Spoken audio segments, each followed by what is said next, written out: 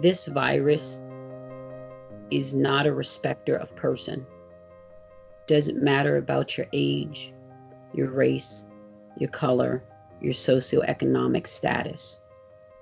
Is that it can impact your community, your families, and your health, regardless. My name is Dr. Margot Lewis Jaw. I'm a clinical psychologist in Wilmington, Delaware, and I survived COVID. I'm Siobhan Kimberly, and COVID has taught me to be very intentional with my time. I'm Ray Rose, Executive Director at Christina Cultural Arts Center. And like most nonprofits, COVID-19 has affected us. However, we've taken the challenges and turned them into opportunities. I'm Kyle Evans-Gay, and I'm a candidate now campaigning from home during COVID-19.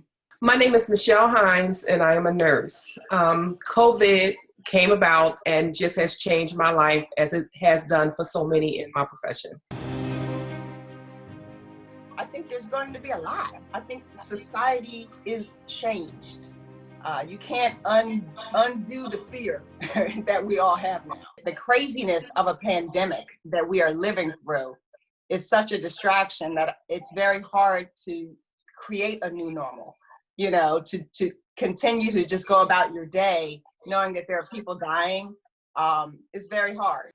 COVID-19 not only jeopardizes us physically, but it's jeopardizing our emotional well-being. And, it's stressful. You go out there, you put your mask on, you try to look at your fellow Delawareans and, you don't want to view them as like the enemy at all, but you're worried that they could, you have those worries. And so for the first few weeks, I certainly could feel the weight on my chest of the anxiety, the stress.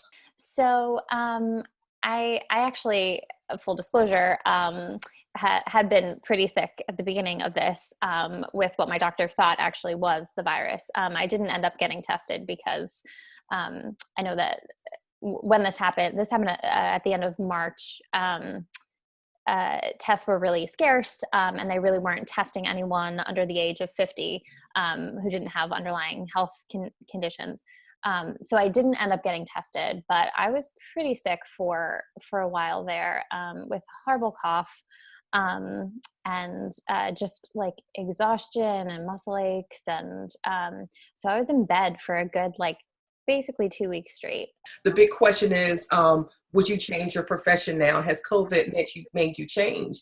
And it hasn't. In my heart, I went into nursing to care for others. And this thing right here has really made me want to do it more. Tell me about your new normal. How are you adjusting to social distancing and this quarantine, this pandemic overall? Yeah, it is definitely an adjustment to be such an extrovert. I'm missing my social gatherings and hugging people and my friends. But a little known fact about me, I thrive in solitude. So I am low-key kind of enjoying a slower pace. I'll tell you what really was an epiphany to me is how much of my day is normally consumed by public appearances, meeting with kids, talking to business leaders, person-to-person contact, which I just would take for granted as not a particularly notable part of my day. All of a sudden, when they're gone, you realize you've got these big empty spaces in your day because this is a big part of what you do. Communicating with the public, giving them a sense that you understand their problems, that you can respond to them at a personal level. That's a big part of this job. So we have to look at ways on how we can mitigate these type of crises when they come in. So we're looking at technology as being the one connecting tool that every organization, whether it be a nonprofit or for-profit government, that technology is the tool that's going to be the key. So we're focusing on how we can upgrade our technology, how we can incorporate it. When you think about campaigning in a local election, especially in Delaware, it's not about getting on TV. It's not necessarily about getting on radio. We are a people campaign. We go to people's doors and we talk to them about the issues. We talk to them about what they want to see for their district and for their state.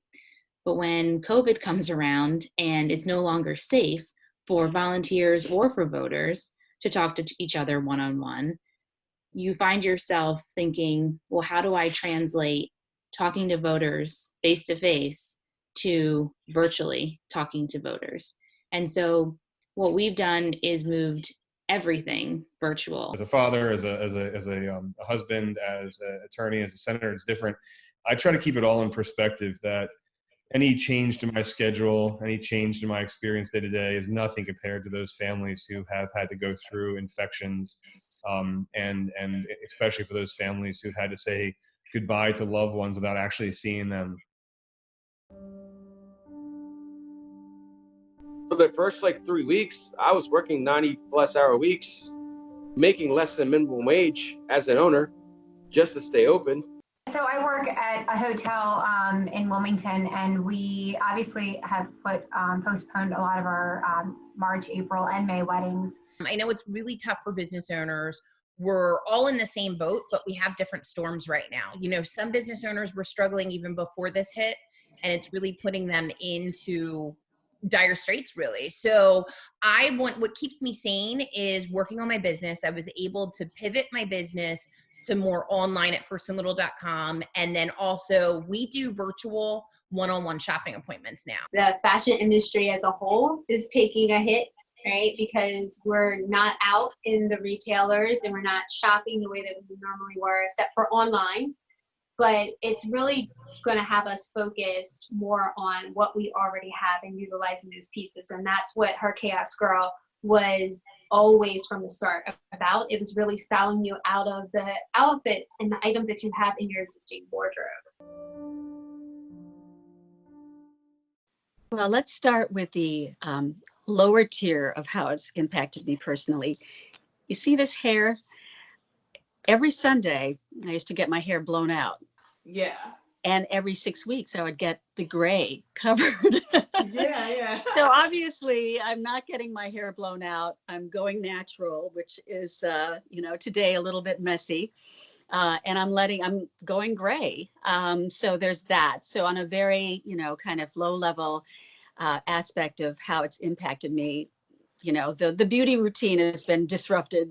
My funny story is my brother lives in Florida, and the state of Florida ran out of toilet paper. So in the middle of the night one night, I called my mom. We're both in the grocery stores trying to find toilet paper, and we shipped him toilet paper all the way to Florida. So that was hilarious, trying to make sure that he and my niece and nephew and my sister-in-law were good. So that was interesting. That's been the highlight of being quarantined. So one thing is for certain, you'll probably hear about more babies because of the quarantine.